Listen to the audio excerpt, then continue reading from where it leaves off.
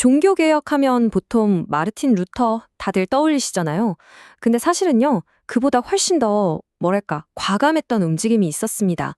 오늘은 바로 그 종교개혁에 숨겨진 이야기, 급진적인 재부팅에 대한 이야기를 슬라이드와 함께 한번 제대로 파헤쳐 보겠습니다.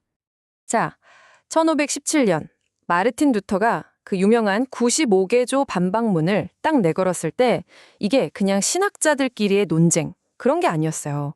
교황으로 대표되는 그 거대한 기존 질서하고 새로운 개혁의 물결 사이에 정말 어마어마한 균열이 생기기 시작한 바로 그 순간이었던 거죠.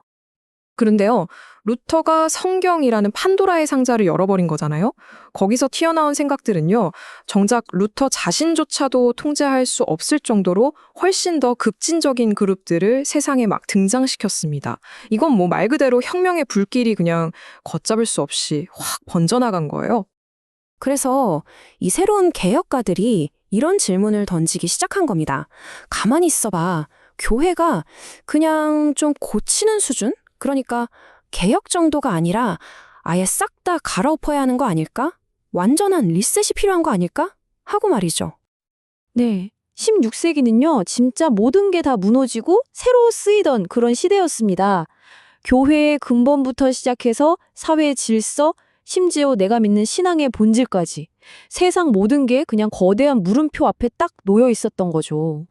자, 루터나 칼뱅 같은 우리가 흔히 아는 주류 개혁가들은요, 교회를 막 완전히 뒤집어 엎으려고 한 건 아니었어요. 오히려 기존의 틀은 유지하면서 개혁하기 원했죠. 그게 바로 영토교회라는 모델인데요. 이게 뭐냐면 어떤 특정 지역에 살면 그냥 그 이유만으로 모두가 자동으로 국가가 정한 교회의 신자가 되는 시스템이었어요.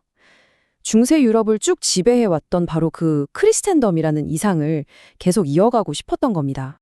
그런데 여기서 아주 큰 문제가 생깁니다. 바로 그들이 목숨 걸고 외쳤던 핵심 신학, 오직 믿음으로만 구원받는다는 이 사상이요.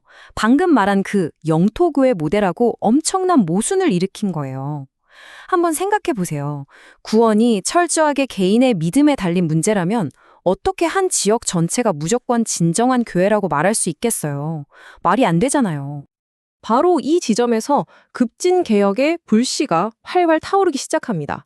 그전까지는 소수의 사제들만 볼 수 있었던 성경이 이제는 일본 사람들 말로 번역돼서 막 사람들 손에 쥐어지기 시작했고요.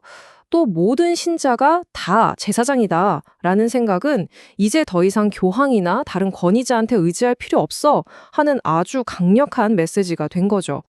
결국 이 시대의 모든 갈등은요, 딱 한 가지 질문으로 요약할 수 있습니다. 교회란 도대체 무엇인가? 바로 이 질문에 대해서 서로 전혀 다른, 정말 완전히 다른 두 개의 답이 꽝 하고 부딪히게 되는 겁니다. 이 두 관점은 뭐 하나 같은 게 없습니다.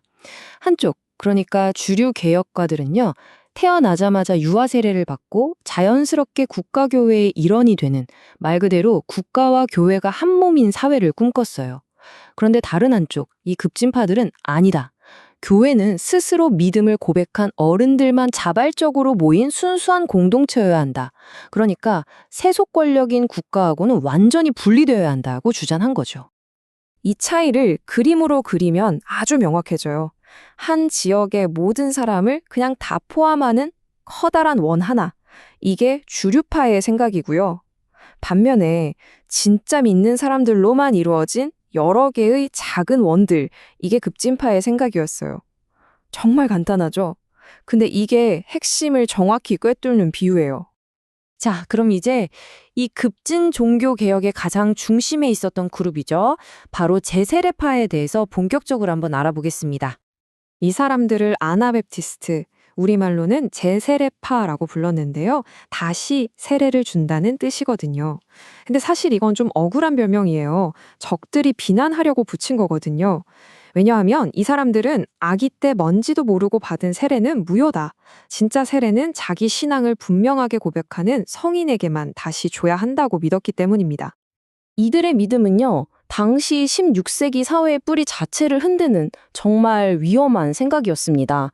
교회는 자발적인 공동체니까 국가랑 분리해야 한다. 산상수훈 가르침대로 전쟁이나 살인은 절대 안 된다? 그래서 국가에 대한 충성 맹세도 거부한다? 이 모든 게 당시 사회 질서에 대한 정면 도전이나 마찬가지였어요. 바로 이 점 때문에 제세례파는 정말 비극적인 운명을 맞게 됩니다. 카톨릭에게도 그리고 다른 개신교인들에게도 모두의 적이 되어버린 거죠. 국가와 교회가 하나라는 그 크리스텐덤 모델을 정면으로 거부했으니까요. 사회의 근간을 무너뜨리는 아주 위험한 이단으로 찍혀서 정말 끔찍한 박해의 대상이 됐습니다. 얼마나 박해가 심했는지를 보여주는 정말 섬뜩한 말이 하나 전해져 내려옵니다. 제세례파 지도자들을 물에 빠뜨려서 죽이면서 박해하던 사람들이 이렇게 말했다고 해요. 그렇게 세례를 받고 싶어? 그럼 우리가 영원히 받게 해주지. 정말 잔인하죠. 하지만 이런 상상도 못할 박해 속에서도요, 이 운동의 불씨는 꺼지지 않았습니다. 1525년에 취리의 한 작은 모임에서 시작됐는데 이름도 없는 평신도 선교사들이 발로 뛰면서 유럽 전역으로 퍼져나갔어요.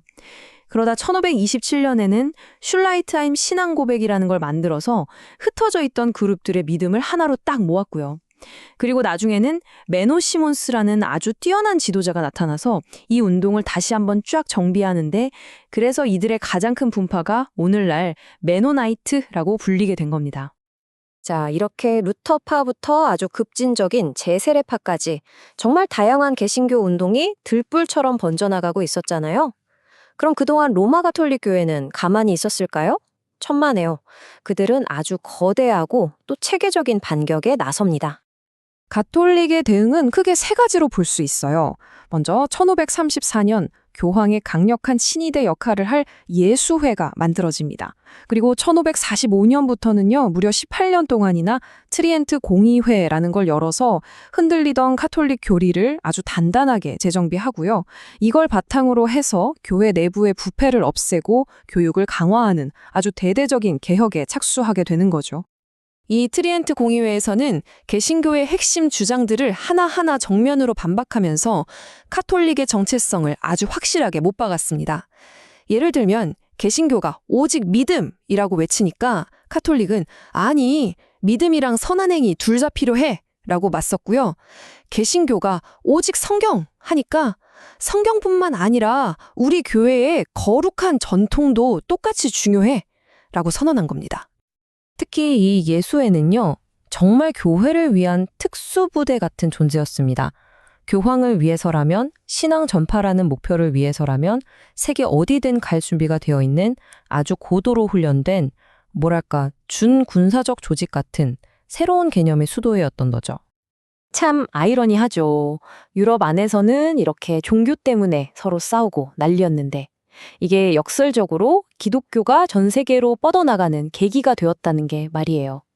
대항해 시대가 딱 맞물리면서 카톨릭이고 개신교고 할 것 없이 유럽을 넘어서 새로운 땅으로 자신들의 신앙을 전파하기 위한 일종의 경쟁에 뛰어들게 된 겁니다. 하지만 이 과정이 아름답기만 했던 건 아닙니다. 아주 깊은 도덕적 갈등이 있었죠. 1511년에 도미니코회 소속 선교사였던 안토니오 데 몬테시노스가 식민주의자들의 원주민 착취를 보면서 이런 설교를 했어요. 이 사람들은 사람이 아닙니까? 이성적인 영혼이 없단 말입니까? 당신 자신을 사랑하는 것처럼 그들을 사랑해야 할 의무가 당신들에게는 없습니까? 정말 가슴을 울리는 외침이죠. 이렇게 16세기의 엄청난 격동은 오늘날까지도 우리에게 기쁜 유산을 남겼습니다. 제세례파의 그 끈질긴 저항은 오늘날 우리가 너무나 당연하게 생각하는 정교 분리 원칙의 씨앗이 되었고요. 예수의 외의 헌신은 현대적인 의미의 교육, 그리고 세계 선교의 틀을 만들었습니다.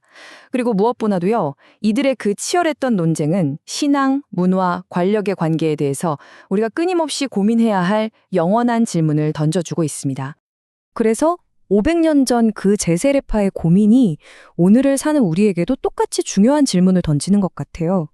우리는 지금 우리가 살고 있는 이 시대의 무모화 속에서 과연 무엇을 받아들이고 또 무엇을 단호하게 거부해야 할까요? 이 질문에 대한 답을 찾는 건 결국 우리 각자의 몫이 아닐까 싶습니다.